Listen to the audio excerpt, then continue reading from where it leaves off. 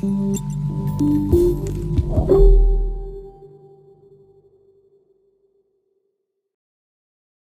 comes with a powerful standard library that allows us to build web servers, interact with the file system, run cryptographic functions, and much more. In this video, we'll use the Node HTTP library to build a simple web server. To get started, let's create a new folder called first_server. In this folder, create a file called server.js. Open up the server.js file in your favorite editor. To include the HTTP package, we'll write var HTTP and require the HTTP module. This will make all of the HTTP APIs available to our local HTTP variable. To create and launch a server via the standard HTTP library, we'll need to set the host and port for our servers to listen on. Let's define our host as a variable called hostname, and we'll set it to 127.0.0.1, which, as you may know, is your localhost domain. For the port, we'll define a port variable and set it to 8080. This means once we launch our server, it will run on localhost and listen on port 8080. Next, we'll define what happens when a user visits our server. We'll do this with the createServer method. To get started, let's first create a variable called server and invoke the http.createServer method.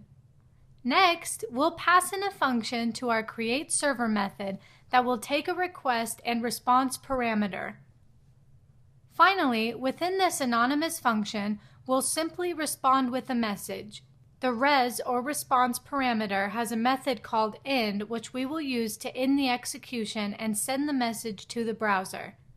Finally, we'll launch our server and have it listen for incoming requests on the port we specified.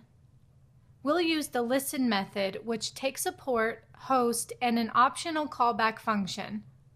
We'll set the port and host name to our previously defined variables, and for the callback, we'll just set an anonymous function that will display a message saying the server is running.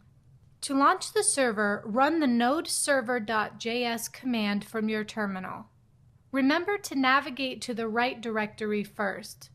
Once the server is running, open up a browser and navigate to localhost 8080 to see the message "Hello" from our Node server displayed.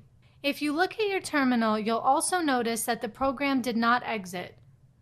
The server.listen function ensures that the program runs until it's closed by the user or crashes due to bad code.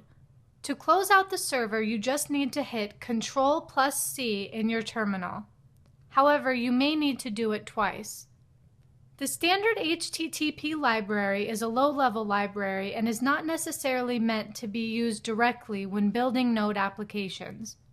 Excellent frameworks like Express and Happy.js are built on top of the standard HTTP library and add a lot of features and functionality that makes building web-based applications a lot easier. In our real-world application, we'll actually use the Express framework. Now that we have the basics of how Node works, we are ready to start building our application.